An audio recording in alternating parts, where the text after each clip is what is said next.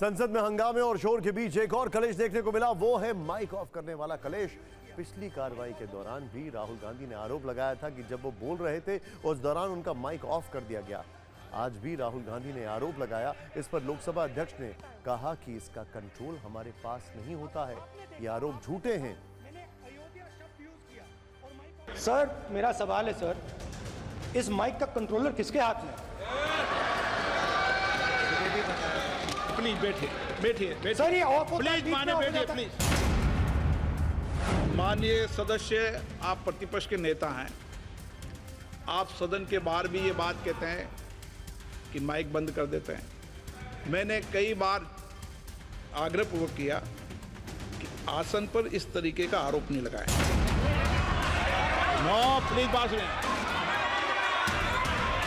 जिस भी माननीय सदस्यों को आग्रह किया जाता है बोलने का, वो बोला जाता है, और जिसको आग्रह नहीं किया जाता उसका माइक चालू नहीं होता।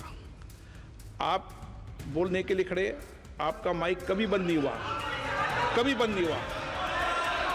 आप अगर आसन में जो भी विराज रहे हैं वो अगर आपका नाम नहीं पुकारते हैं तब माइक चालू नहीं होता। ये व्यवस्था हमेशा इस सदन की रही है, पुराने में भी और नए में भी। मैं बिल्कुल आपकी रिस्पेक्ट करता हूं स्पीकर सर, मगर मेरे भाषण के बीच में सच्चाई ये है कि माइक ऑफ हो जाता है। मैं क्या करूं, हो जाता है वो। अब आपने देखा मैंने अयोध्या शब्द यूज किया और माइक ऑफ हो गया। नो। राहुल गांधी के पास आज शब्दों वाले कई हथियार थे। उन्होंने नोटबंदी की आलोचना करते हुए पीएम मोदी पर खटाक से डायरेक्ट अटैक किया। राहुल गांधी ने आज संसद में लोकसभा अध्यक्ष का नाम लेते हुए संस्कार और सम्मान वाले सवाल भी उठाए। यानी फायरिंग रेंज में स्पीकर से लेकर सत्ता पक्ष के तमाम बड़े नेता थे। पूरे देश को डरा दिया। मैं आपको बताता हूं, आज सुबह में आया,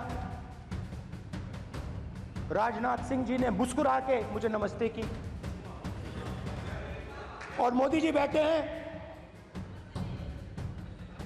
मुस्कुराहट नहीं, सीरियस, नमस्ते भी नहीं करते। कहीं मोदी जी ना देख लें, प्रॉब्लम हो जाएगी। वही कहानी गडकरी जी की है, सच्चाई है। अरे भाई, अयोध्या की जनता को छोड़ो, ये तो बीजेपी वालों को डराते हैं।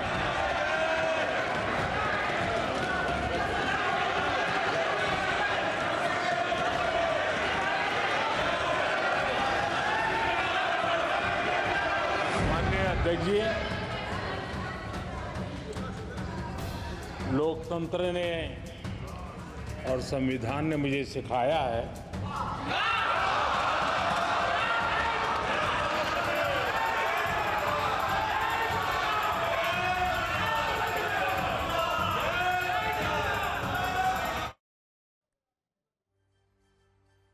अब आपको अभय मुद्रा के बारे में जरूरी जानकारी दे देते हैं ताकि आप राहुल गांधी के डर वाले नैरेटिव के पीछे का पौराणिक संदर्भ समझ सकें।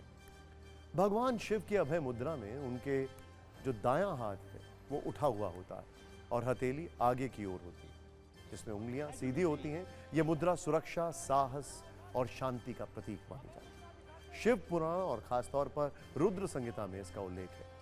भागवत पुराण के विभिन्न स्थानों पर भगवान विष्णु और श्री कृष्ण की अभय मुद्रा का उल्लेख है। रामायण में भगवान राम की अभय मुद्रा का वर्णन मिलता है, जहां वे अपने भक्तों को आश्वस्त करते हैं और सुरक्षा का संदेश देते हैं। यह मुद्रा भक्तों को सुरक्षा और आत्मविश्वास प्रदान करने के लिए अपनाई जाती है। इसका उद्देश्य भय को दूर करना और सुरक्षा का आश्वासन देना है। गुरु नानक की अभय मुद्रा भी उनके दाएं हाथ को उठाकर हथेली को आगे की ओर करके दिखाई जाती है।